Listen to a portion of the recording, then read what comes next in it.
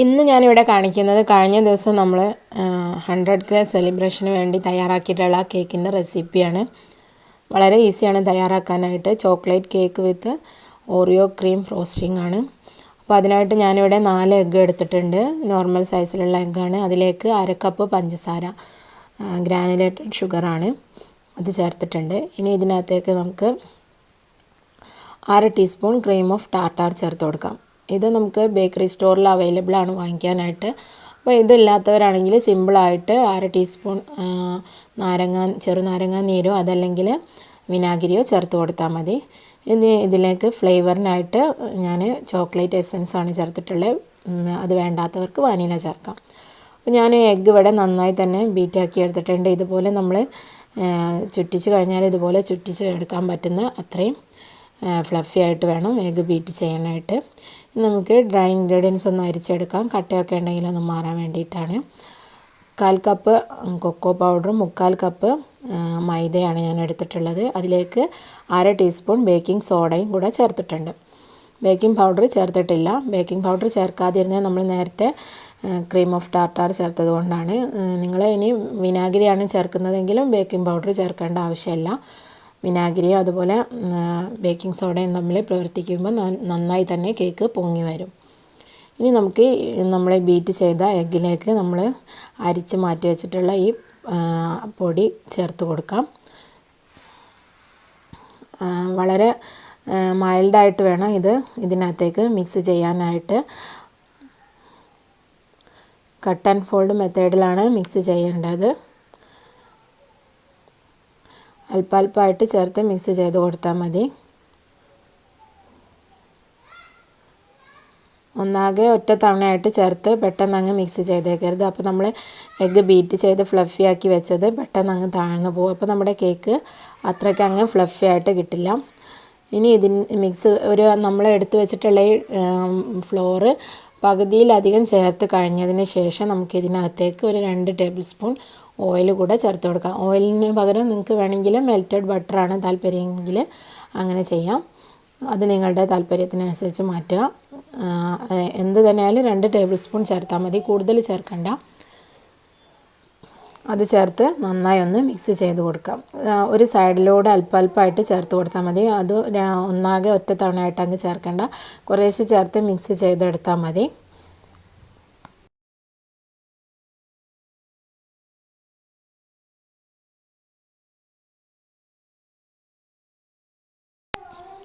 ഇനി നമുക്ക് ബാക്കിയുള്ള ഫ്ലോർ കൂടെ അതിനകത്തേക്ക് മിക്സ് ചെയ്ത് കൊടുക്കാം.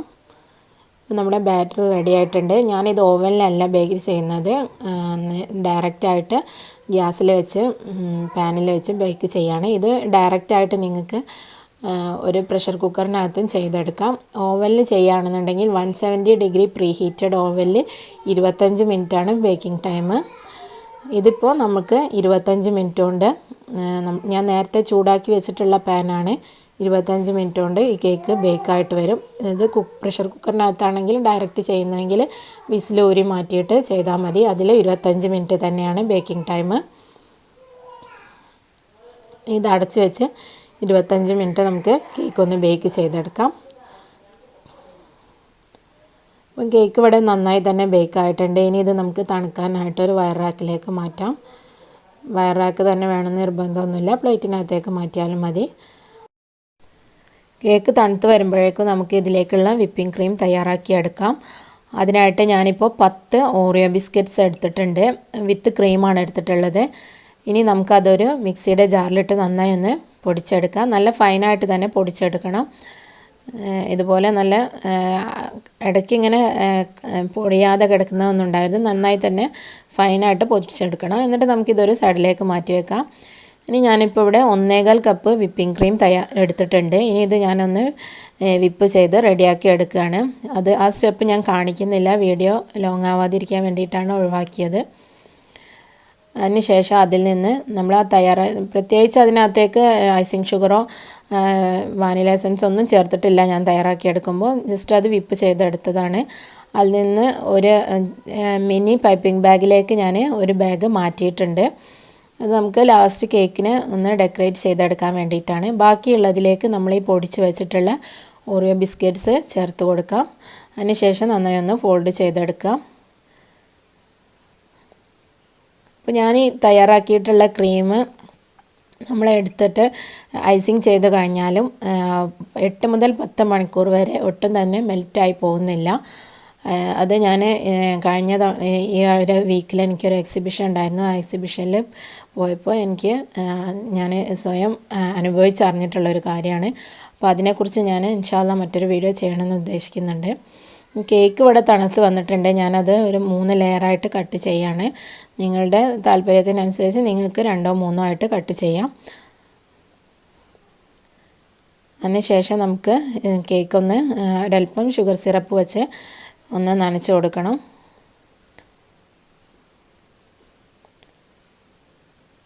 കാൽ കപ്പ് പഞ്ചസാരയും 1/4 കപ്പ് വെള്ളവും ചേർത്തിട്ടുള്ള മിക്സ്ചറാണ്. അത് നിങ്ങൾക്ക് എത്രയാണോ ആവശ്യമുള്ളത് നിങ്ങളുടെ കേക്ക് ശരിക്കും വെറ്റായിട്ട് വരാനായിട്ട്. അപ്പോൾ നിങ്ങൾ വിരൽ കൊണ്ടൊന്ന് തൊട്ട് കഴിഞ്ഞാൽ കേക്കിൽ വെള്ളത്തിൻ്റെ അംശം നിങ്ങൾ വിരലിൽ ഫീൽ ചെയ്യുന്ന അത്രയും വേണം നിങ്ങൾ നനച്ച് കൊടുക്കാനായിട്ട്. അതിനുശേഷം ഫസ്റ്റ് ലെയറിൻ്റെ മുകളിൽ നമ്മൾ തയ്യാറാക്കിയിട്ടുള്ള ആ ഓറിയോ ക്രീം വെച്ച് കൊടുക്കുക. അതിനുശേഷം സെക്കൻഡ് ലെയർ വെച്ചിട്ട് സെയിം പ്രോസസ്സ് റിപ്പീറ്റ് ചെയ്യാം.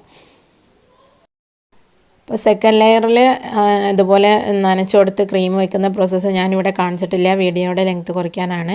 അപ്പോൾ ഫൈനൽ ലെയറും വെച്ചിട്ടുണ്ട്. ഇനി നമുക്ക് ഈ കേക്ക് മൊത്തമായിട്ട് നമ്മുടെ തയ്യാറാക്കിയിട്ടുള്ള ക്രീം വെച്ച് കവർ ചെയ്തെടുക്കണം.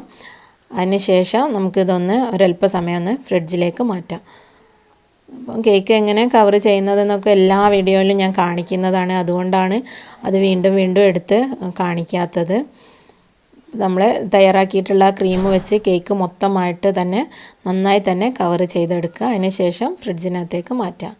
അപ്പോൾ കേക്ക് ഇവിടെ റെഡി ആയിട്ടുണ്ട്. ഇനി നമുക്കിത് ഫ്രിഡ്ജിനകത്തേക്ക് മാറ്റിയിട്ട് നമുക്ക് ഒരു 50 ഗ്രാം ചോക്ലേറ്റ്, ഞാനിവിടെ ഡാർക്ക് ചോക്ലേറ്റ്സ് ആണ് എടുത്തിട്ടുള്ളത്, അതൊന്ന് മെൽറ്റ് ചെയ്തെടുത്തതാണ്. ഡബിൾ ബോയിലിംഗ് മെത്തേഡ് വെച്ച് മെൽറ്റ് ചെയ്തതാണ്. അത് ഞാനൊരു പൈപ്പിംഗ് ബാഗിലേക്ക് മാറ്റുകയാണ്. ഞാൻ സാധാരണ നോർമൽ ഡിസ്പോസിബിൾ പൈപ്പിംഗ് ബാഗാണ് എടുത്തിട്ടുള്ളത്. അതിലേക്ക് ഒഴിച്ചു കൊടുക്കാം. അതിനുശേഷം നമുക്കതിൻ്റെ എൻഡ് വളരെ ഏറ്റവും താഴെ എൻഡ് ഒന്ന് കട്ട് ചെയ്തെടുത്താൽ മതി. അതിൻ്റെ അറ്റം റബ്ബർ ബാൻഡ് വെച്ച് ഒന്ന് ക്ലോസ് ആക്കിയിട്ടുണ്ട്. നമ്മൾ അത് പ്രസ് ചെയ്യുന്ന സമയത്ത് പുറത്തേക്ക് വരാതിരിക്കാനാണ്. ഓപ്പൺ ആയിട്ടുള്ള ഭാഗം ഒന്ന് ലോക്കാക്കിയിട്ടുണ്ട്. ഇനി നമുക്കതിൻ്റെ എൻഡ് വളരെ ചെറിയ ഹോളായിരിക്കണം. നമുക്ക് ഒരു പിൻ ഹോളായിട്ട് അത്രയും നമുക്ക് വേണ്ടതുള്ളൂ. അതിനുശേഷം നമുക്കത് ഡ്രിപ്പ് ചെയ്യുന്ന രീതിയിൽ നമ്മുടെ കേക്കിൻ്റെ സൈഡിലൂടെ ഒന്ന് നമുക്ക് ആ ബാഗ് ഒന്ന് ചുറ്റിച്ച് കൊടുക്കാം. അപ്പോൾ നമ്മളിതിങ്ങനെ ഡ്രിപ്പ് ചെയ്ത് കൊടുക്കുന്ന സമയത്ത് നമ്മൾ ഡ്രിപ്പ് ചെയ്യുന്നതിൽ നിന്ന് ഒരല്പം നമ്മുടെ കേക്കിൻ്റെ മറ്റ് വശത്ത് എവിടെയെങ്കിലും ആയിട്ടുണ്ടെങ്കിൽ ടെൻഷൻ അടിക്കേണ്ട. അത് 2-3 മിനിറ്റിൻ്റെ ഉള്ളിൽ തന്നെ ഒന്ന് സെറ്റായി വരും. അപ്പോൾ നമുക്കതൊന്ന് റിമൂവ് ചെയ്ത് കൊടുത്താൽ മതി. അപ്പോൾ ഒന്നുകൂടെ ഒന്ന് ക്ലോസ് ആയിട്ട് നിങ്ങൾക്ക് വേണ്ടി കാണിക്കുകയാണ്. ക്യാമറ ഒന്നുകൂടെ അടുത്തേക്ക് വെച്ചിട്ട് കാണിക്കുകയാണ്. ഇതുപോലെ നമ്മൾ സൈഡിലൂടെ ഒന്ന് നമുക്ക് എവിടെയാണോ ഡ്രിപ്പായിട്ട് വരേണ്ടത് അവിടെ ഒന്ന് കുറച്ചധികം ഒന്ന് പ്രസ് ചെയ്ത് കൊടുത്താൽ മതി.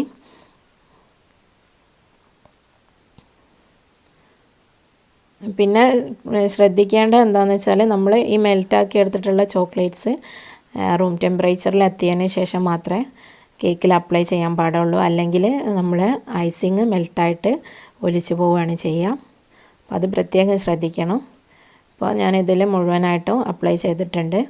അവിടെയൊക്കെ 1-2 ഡ്രോപ്സൊക്കെ ആയിട്ടുണ്ട്. അത് നമുക്ക് കേക്ക് നന്നായി ഒന്ന് തണുത്ത് വരുമ്പോൾ അത് സെറ്റായിട്ട് വരും. അപ്പോൾ നമുക്ക് എടുത്ത് മാറ്റാം. ഇനി നമ്മൾ നേരത്തെ മാറ്റി വെച്ചിട്ടുള്ള ആ ക്രീം വെച്ചിട്ട് ഞാൻ ഒരല്പം ചെറിയ ഡെക്കറേഷൻസ് ചെയ്ത് കൊടുക്കുകയാണ്. അതൊക്കെ നിങ്ങളുടെ ഓപ്ഷനാണ് അനുസരിച്ച് നിങ്ങളുടെ താല്പര്യത്തിനനുസരിച്ച് ചെയ്തെടുത്താൽ മതി. നിങ്ങളുടെ വ്യക്തിപരമായ ഇഷ്ടങ്ങൾ നോക്കിയിട്ട് ചെയ്യാം. അപ്പോൾ ഇതിൻ്റെ ഏകദേശം മുഴുവനായിട്ടും ഇത് ചെയ്തിട്ടുണ്ട്. ഇനി ഇതിൻ്റെ ബോട്ടം സൈഡിൽ ഞാൻ ഷെൽ ബോർഡർ കൊടുക്കുന്നുണ്ട്.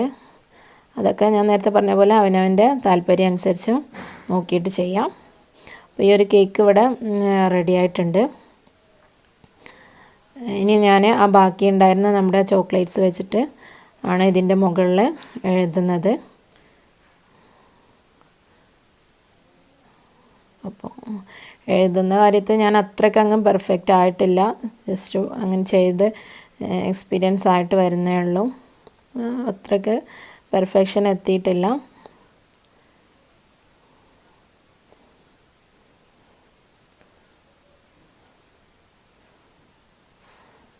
ഓക്കെ, അത് റെഡി ആയിട്ടുണ്ട്. ഇനി ഷെൽ ബോർഡർ കൂടെ വെച്ച് കൊടുക്കാം. നമ്മളെ ഈ മെൽറ്റഡ് ചോക്ലേറ്റ്സ് വെച്ചിട്ട് നമ്മൾ കേക്കിൽ അപ്ലൈ ചെയ്യുമ്പോൾ ഞാൻ നേരത്തെ പറഞ്ഞത് പ്രത്യേകം ശ്രദ്ധിക്കണം. നമ്മൾ അത് മെൽറ്റാക്കി എടുക്കുമ്പോൾ നല്ല ചൂടായിട്ടായിരിക്കും ഉണ്ടാവുക. അപ്പോൾ അതങ്ങനെ തന്നെ അപ്ലൈ ചെയ്യരുത് ഒരിക്കലും.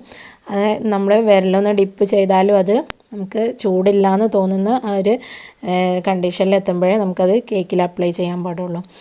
അപ്പോൾ നിങ്ങൾക്ക് ഈ കേക്ക് എല്ലാവർക്കും ഇഷ്ടമായിട്ടുണ്ടാവുമെന്ന് കരുതുന്നു. റെസിപ്പി ഇഷ്ടമായെങ്കിൽ ഷെയർ ആൻഡ് ലൈക്ക് ചെയ്യാൻ മറക്കരുത്. അതുപോലെ ചാനൽ ഇതുവരെ സബ്സ്ക്രൈബ് ചെയ്യാത്തവരാണെങ്കിൽ സബ്സ്ക്രൈബ് ചെയ്യാനും മറക്കരുത്. ഇൻഷാ അല്ലാഹ് മറ്റൊരു വീഡിയോയിൽ വീണ്ടും കാണാം. Thank you for watching.